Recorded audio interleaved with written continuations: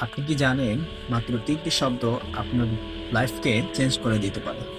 আপনার জীবনের depression, tension, আফসোস সমস্ত কিছু এই ৩টি শব্দ দূর করে দিতে পারে। আমরা জানি আমাদের জীবন ৩টি সময়ের সাথে সীমাবদ্ধ।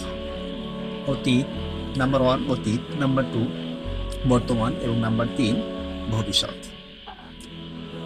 অতীতে আমরা অনেক ধরনের ভুল ত্রুটি করেছি, গুনাহ করেছি, অথবা আমাদের জীবনে অনেক কষ্ট যা কিছু ছিল সমস্ত কিছুর জন্য আমরা হয়তো বা ডিপ্রেশনে ভুগতে পারি অথবা আফসোস করতে পারি।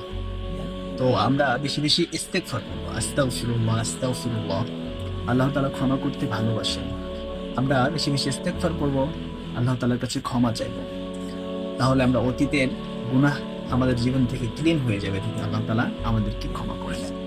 নাম্বার ২ বর্তমান।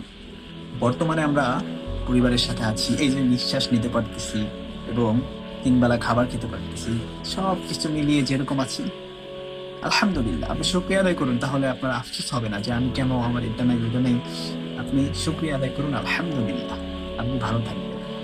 তাহলে আমরা বর্তমানের জন্য শুকরিয়া আদায় করব। আল্লাহ তাআলা বলেছেন, তোমরা যদি আমার নিয়ামতের শুকরিয়া আদায় করো আমি তোমাদের নিয়ামতকে আরো বৃদ্ধি করে দেব। সুবহানাল্লাহ। নাম্বার ৩ ভবিষ্যৎ।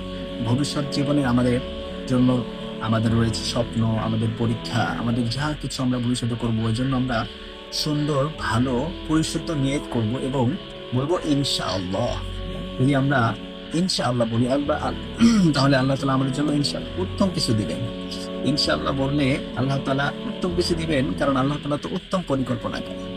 তাই চলুন আজকে থেকেই আমরা এই ৩টি আমল করা শুরু করে দিই আর আমাদের লাইফটাকে চেঞ্জ করে দিই। যদি ভিডিওটি ভালো লাগে তাহলে আপনার প্রিয়জনকে শেয়ার করে দিন, যাতে সেও এই আমলগুলো সম্পর্কে জানতে পারে। এবং অবশ্যই কমেন্ট করে জানান আপনি আজকে থেকে কি কোন আমলগুলো করা শুরু করবেন।